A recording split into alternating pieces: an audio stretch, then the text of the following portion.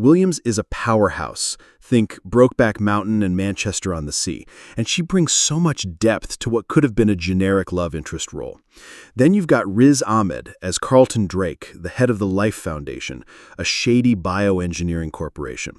Ahmed, fresh off his Emmy-winning role in The Night Of, brings this quiet intensity to Drake that makes him a compelling figure. You also have Jenny Slate as a scientist at the Life Foundation, Reed Scott as Dr. Dan Lewis, and Scott Hayes in a supporting role. Oh, and keep an eye out for a brief but awesome appearance by Woody Harrelson, setting up something big for the future. The cast is rounded out with actors like Sope Aluko, Ron Cephas Jones, and a bunch of others who add flavor to the story. Trust me, this ensemble brings the heat. Let's talk money, because Venom was no small production.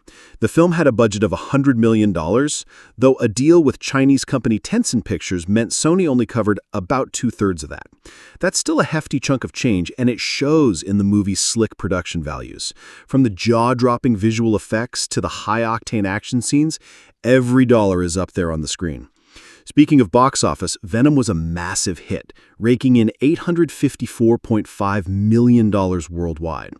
It opened to $80.2 million in its first weekend alone, proving that audiences were hungry for this anti-hero adventure. The film played in 4,250 theaters at its widest release, and it ran for nearly 4 months, from October 5th, 2018 to January 24th, 2019. That's the kind of staying power that tells you people couldn't get enough. The story itself is a roller coaster, and I'm keeping it spoiler-free like you asked. Here's the vibe. Eddie Brock is a journalist who's seen better days. He's trying to make a comeback after a major career setback, and he stumbles into something way bigger than he expected. The Life Foundation is up to some shady stuff, and Eddie's investigation leads him to an alien symbiote that changes his life forever. What follows is a high-stakes adventure with action, humor, and some seriously wild moments. The movie clocks in at 1 hour and 52 minutes, and it's rated PG-13 for intense sci-fi violence and some language, think words like shit and one memorable fuck. It's right on the edge of what you can get away with in a PG-13 flick, with tons of action but no blood, making it accessible yet thrilling. The action sequences are a huge reason to watch. There's this one chase scene through the streets of San Francisco that'll have your heart racing. Think motorcycles, crashes, and pure adrenaline. The visual effects are top-notch, especially when it comes to the symbiotes. These alien creatures are brought to life with stunning CGI, and Venom himself is a sight to behold. All sharp teeth, sinewy limbs, and that iconic black suit.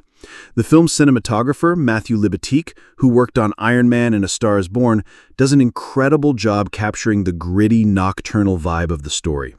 A lot of the action happens at night, which adds to the moody atmosphere, though it can get a bit tricky to follow during the bigger, chaotic fight scenes. Still, the visuals are a feast, and the creature design is next level.